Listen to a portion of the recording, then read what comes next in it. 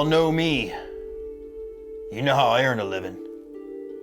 I'll catch this bird for you, but it ain't gonna be easy. It's bad fish.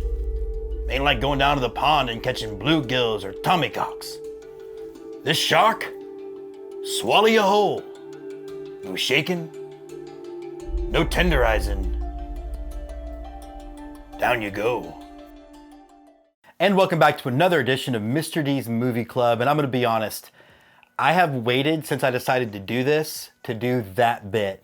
Jaws is my all-time favorite movie. I can't tell you right now whether I'm talking about it first or last in a series of films we've picked. Students of mine know how much I love the movie. Students of mine, I'm thinking about Caverly, for example, and McKay, who have been subject to hours of Jaws documentaries because it is one of the most important films ever made and it still holds up. So what we're going to talk about today is it's the middle of May, which means two words: summer blockbusters. And so we have basically three movies to pick from today from the 70s, 80s, and 90s that honestly I think the whole family can enjoy, including Jaws, and that is the one I will start with.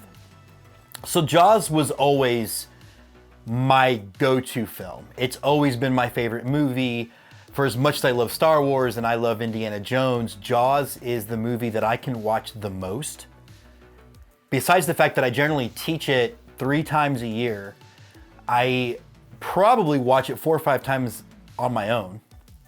I have lots of memorabilia, this probably being the newest and somehow cutest with Quint hanging out. But it is, again, my favorite film. I've always liked it since growing up. My mother likes to tell people that when I was in utero is when she saw the movie for the first time and that she felt me move. Now, I don't know how true that is. I'm going to assume it's true because it's a heck of a cool story to tell people when you're a filmmaker.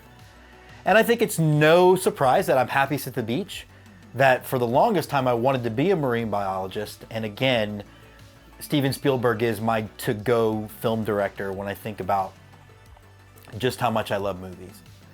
Jaws is one of, I think, the most perfect films ever made.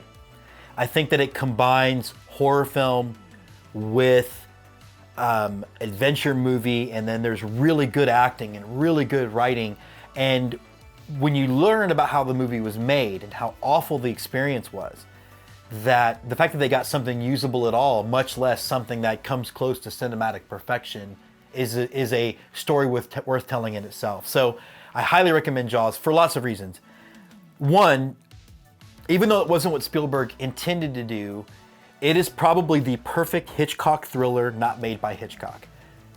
That when the shark broke, when they started shooting, they had no choice but to basically delay how long they could show the shark. And as a result, you get such a great experiment in psychological horror and the drama that surrounds a town willing to stay open during a major danger to its population.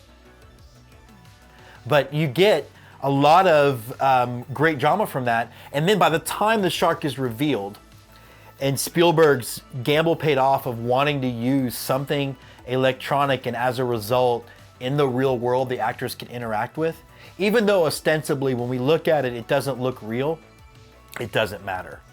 In fact, when you look at movies like Jaws 2, where the shark is in it all the time, the shark falls apart.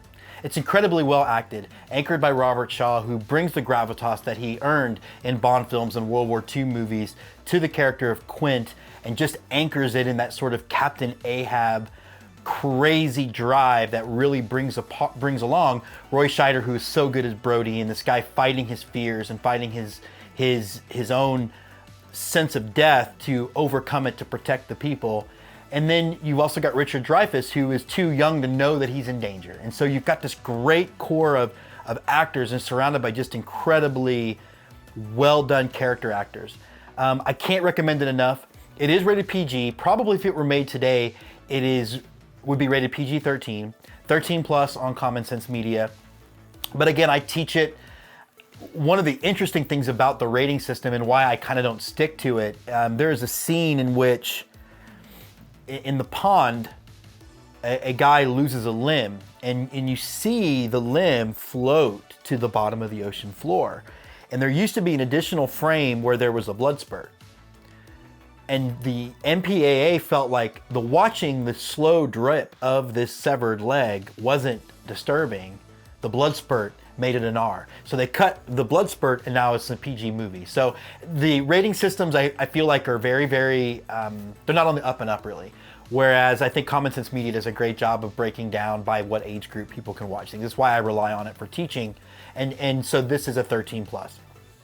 Now, going into the 80s, there was another film that captured people's audiences and really became a cult classic, and that is The Princess Bride. If you haven't seen it, I highly recommend it. Really good for all ages in the sense that the comedy's written really, really smart.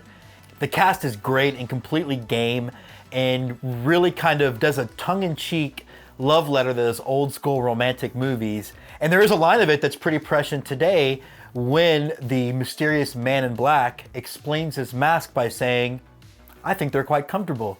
Everyone will be wearing one in the future."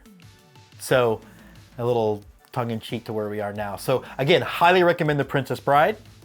And then for the 90s, look, sometimes in an action movie and in a blockbuster, we just want to see stuff blow up. We want to have a little fun. We want to see stuff blow up, and we don't want to necessarily think too heavy when we're watching something. You know, Jaws is a great meditation on lots of stuff. There's so much going on, so many layers. Independence Day, there are no layers. There's just an incredibly game cast. Who doesn't love Jeff Goldblum? Will Smith, not in the lead role. Like, this is kind of one of Will Smith's first things where he was going to try to be an actor.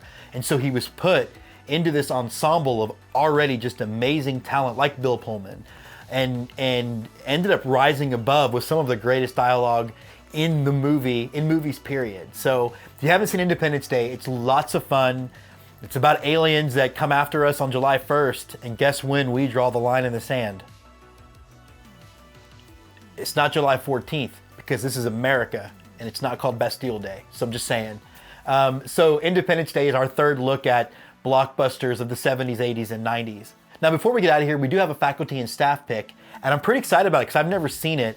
Mrs. Esparza recommends the movie Nacho Libre. I have not seen it, so I will watch it and do a quick drop on what are the thought of the movie. So we hope everybody's, again, staying safe out there. Enjoy some summer movies, other ones that almost made the list, movies like Top Gun, movies like the 1990s Godzilla. Yeah, I like it. I don't care. It's fun.